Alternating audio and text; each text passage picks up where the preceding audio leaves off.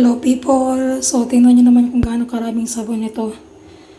Ayan, dahil barado yung aming lababo, ayan, naglagay ako ng maraming joy.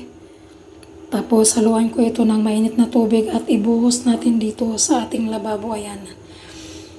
Actually, bumaba na yung tubig konti. Ayan. So dagdagan natin ng... Ang binuhos ko nito ay... Ayan, baking soda, tapos suka. Ayan, yan ang una kong inano, mga langga. Yan ang una kong binuhos dito. Ayan, bumaba na konti.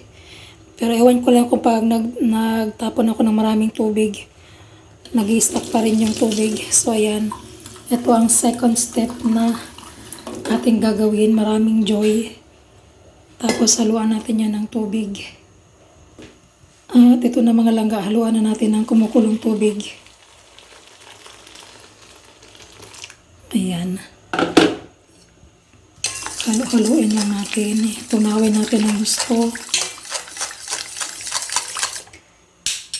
Tapos ito yung ibubuhos natin dito. Ayan. Tapos buhusan pa natin ng mainit na tubig.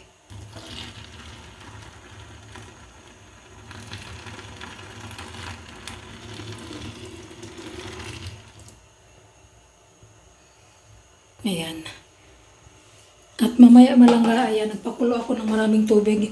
Ayan yung ibubuhos ko doon sa lababo. So, tingnan natin kung magbabara pa yung aming lababo, mga langga. See you later. Good afternoon mga ide, mga dudong. So, narito ng aking pinakahihintay dahil nagbuhos ako ng liquid na sabon. Tapos, hot water pinaghalo ko dahil ang ating lababo ay barado. So, ayan.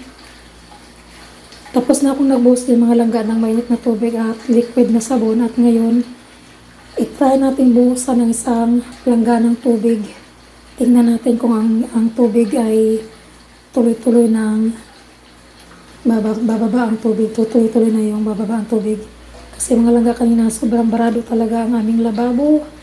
So yan, hinintay ko lang na mapuno ito para ma-try natin talaga na talaga bang hindi na siya barado or kailangan pa ba natin ng liquid na sabon at hot water para ibuhos sa ating lababo. So ayan.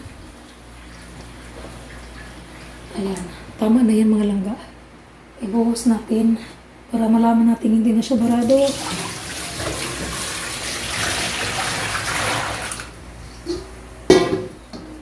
Ayan. Oh my God. Successful mga langga. Oh my God. So, ganun lang mga langga. Ayan. Bumaba na yung tubig agad-agad. No more barado. Goodbye barado lababo. Thank you so much. Thank you very much. Oh my God. So, ayan ang mga langga. Ayan na. Ang bilis bumaba ng tubig. Ayan. No more barado.